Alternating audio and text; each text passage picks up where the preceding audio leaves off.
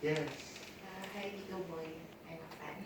Is there a secret to sustain fame, at least within this shelf life? Or, because I've watched so many celebrities felt tired with the fame. Why is it happening? Because we're all writers and our platform began on online. So, as we get along, dumadami yung followers, but at the same time, we feel tired. Because we try to connect with them, we get the bashing in return, and sometimes we're not motivated to write anymore. Right. I think it's because it's more easy to, when you're stepping on the stairs to get famous, it's more easy to write for us. But when you're there, you feel tired. Is there a secret to at least sustain fame, get along with your readers, and continue doing what you love? Okay, you have to remind me. The keywords to answer that question is dream, Liza Soberano, and pushing. You have to remind me. Pushing yourself further. Okay. Last night I did an interview with Liza Soberano. She's very smart. She's so smart. She's still in school and she genuinely loves to read. Can I have my 2 books? She's actually requesting for 2 books. Pinag-usapan namin yan. Sabi ko, may mga panahon batang-bata ito, she's just turning 21. Or she turned 21, January 4. Napapagod ka. Other moments when you say, ayoko na. Sabi nga Tito, deliberately, sadya kong hindi sinasabi sa sarili ko na ayoko na. Pero, pag napapagod ako, sinasabi kong, pagod na ako. Pero hindi ko sasabing ayoko na. Let me go to the next reason why. Dugtong ko na ito. Sabi ko, I appreciate this, Liza. Ayokong sabihin ayoko na. Kasi sabi niya, sobrang gusto ko ito. Ang pagod ko should not be reason enough for me to say na ayoko na. Sabi, it's possible that it's too early for me to say. Natatakot daw siyang sabihin ayoko na kasi baka umayaw siya. So deliberate yung lingwahe niya, yung self-talk. Pagpagod siya, I'm tired, I'm angry, I'm tired. But I will never say, ayoko na. Now, why is, how do you sustain yourself when you're feeling so low? Pangarap. May mga pagkakataon when I was starting, oh God, I was counted out even before I started hosting. I was a high-profile publicist. I was a high-profile manager. Nagkukunwari akong magaling. I was playing the field. I was riding the tide, etc., etc. Pero, ang lungkot kasi, buti nga ngayon, the bashing, medyo, it's a shared experience. That's another way of putting it. Since it is a shared experience, it lessens the pain. Because who is not bashed? Diba? During our time, criticisms were printed in newspapers. Oo, grabe. But the story is, in GMA7 where I started, I was sitting in the board of consultants for GMA7. So ang trabaho ko nun, daldal lang ako ng daldal about public relations, about branding, about positioning. Yan ang trabaho ko. I was working with Bobby Barrero, who is now also with ABS-CBN, with Raymond Miranda, who is now our chief strategist. I was with them. I was a high-profile PR guy. So daldal lang ako ng daldal, katulad nito, daldal ng daldal. One day, Bobby said, why don't you do television?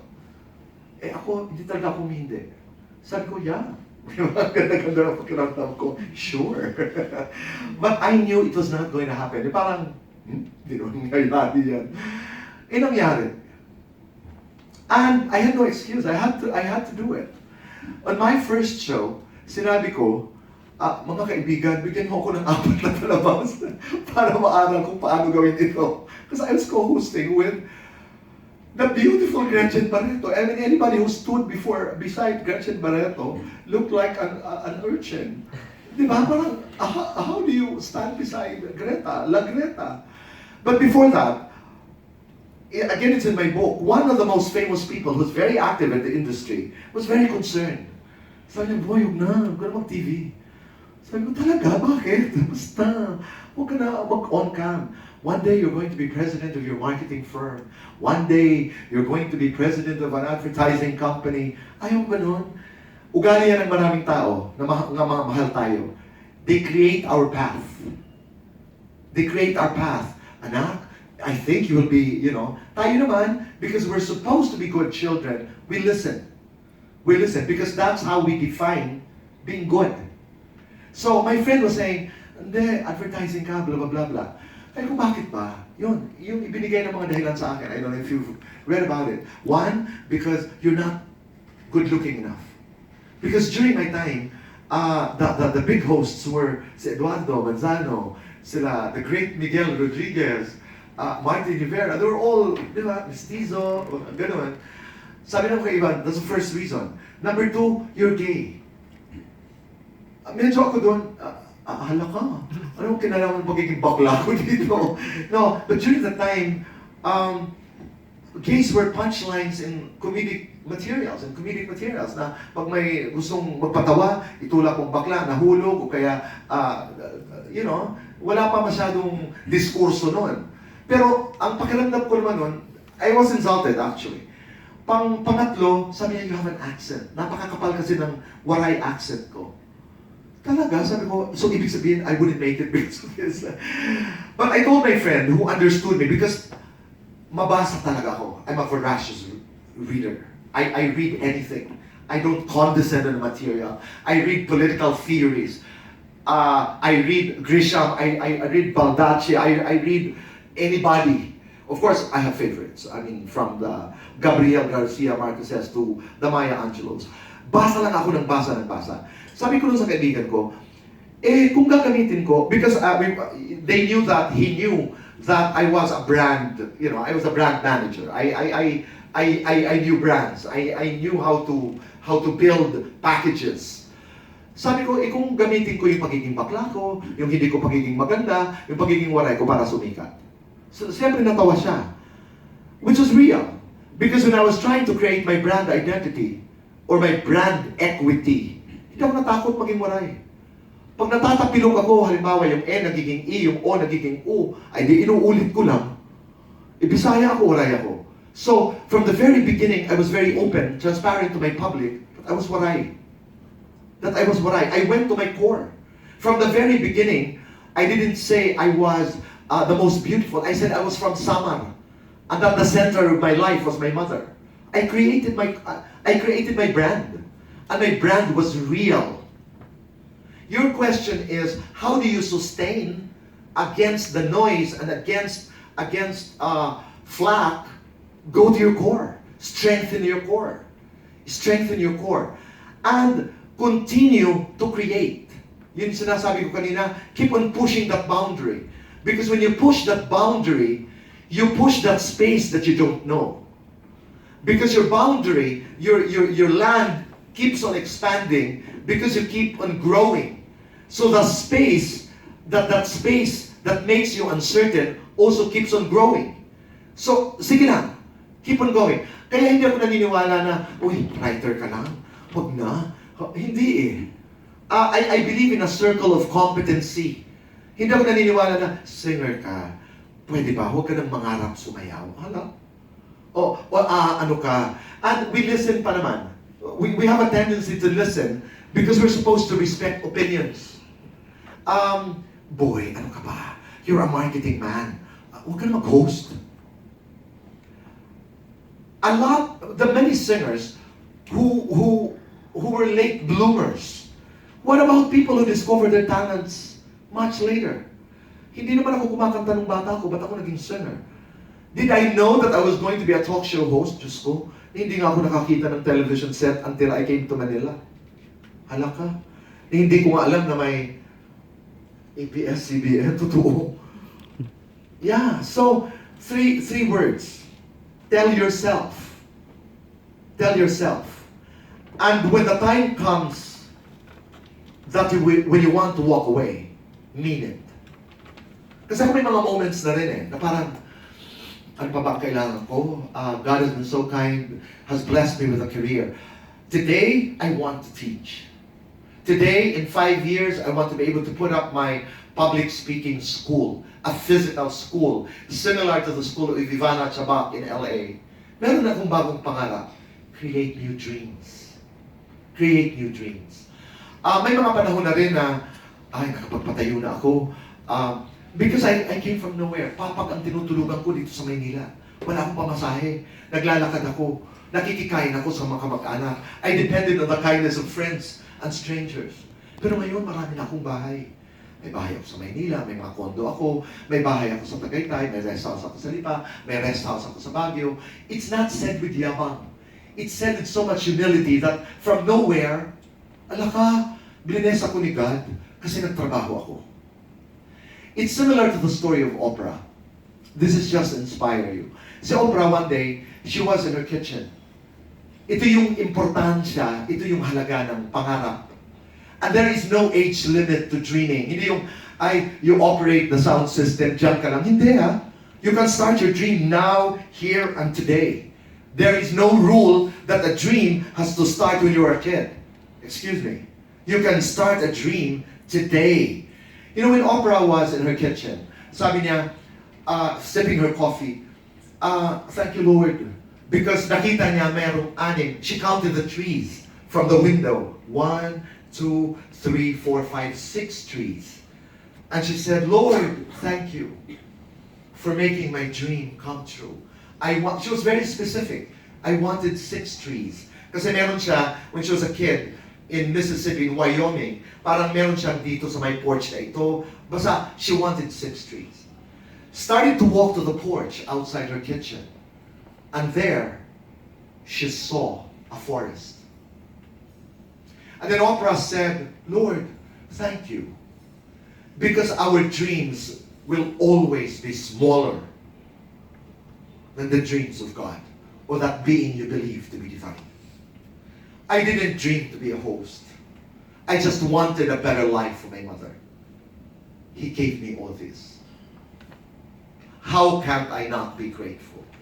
And to answer your question, why will I ever allow some space for negativity when I'm so much blessed? Nasagot man po niya, sorry kung kunaninig. Yung fame po ba is for everyone? Based po sa inyong opinion. For everyone po ba yung fame na nangyari? Kahit lahat po kami dito mag-aspire ng fame, lahat po ba kami magiging famous kung gusto niya namin? The answer, I'll be very, very true. I'd like to say no. But trying to be famous should belong to everyone who wants to be. But not everybody. I cannot imagine a world where everybody is famous. That would be chaos. That would really be chaos. But wanting to be famous, the right to desire and the right to want to be famous belongs to everyone. That should belong to everyone. And take that journey. But make sure you want it. Go ahead. So kung gano'n, nangyari kami po mga writer, and pag nag-write po kami ng libro, kailangan po namin with following po kami, syempre para babasa. Then, what can you give us yung advice na paano po namin i-work po ba yung fame? Paano po namin i-work yun para makakuha kami ng following with our books? Kasi marami pong writers na magaling pero hindi sila napapansin dahil hindi naman sila sikat. Pero minsan meron din namang hindi ganun kagaling pero sikat.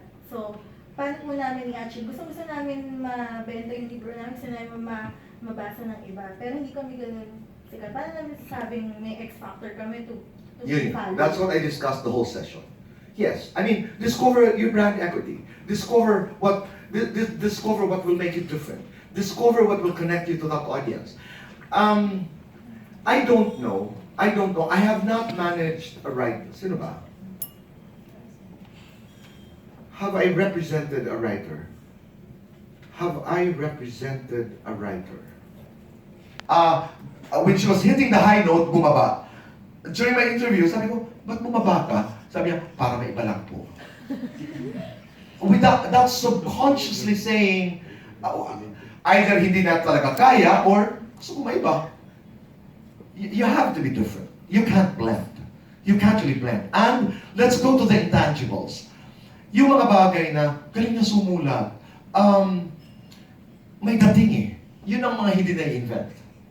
Charisma, X-factor, arrival, dating, yun. Ang medyo, you know, even in my academic classes, yun ang sinasabi ko, pray. Because I will not be able to provide you steps to going to the X-factor. But let me tell you why I adore, let's say, Maya Angelou. Wala. I can read, I know why the cage bird sings over and over and over again because I am just so inspired by that book. Para bagang, wala na. Recognizing the story of Maya Angelou at 30, she almost sold her body to support her child, pushes me to go into things that make me quiver. Yung parang, wow, this woman went through, yung ganon. I read her poems. How can you ignore lines like, you can shoot me with your words, you can cut me with your eyes, you can kill me with your hatefulness, but still, like air, I'll rise.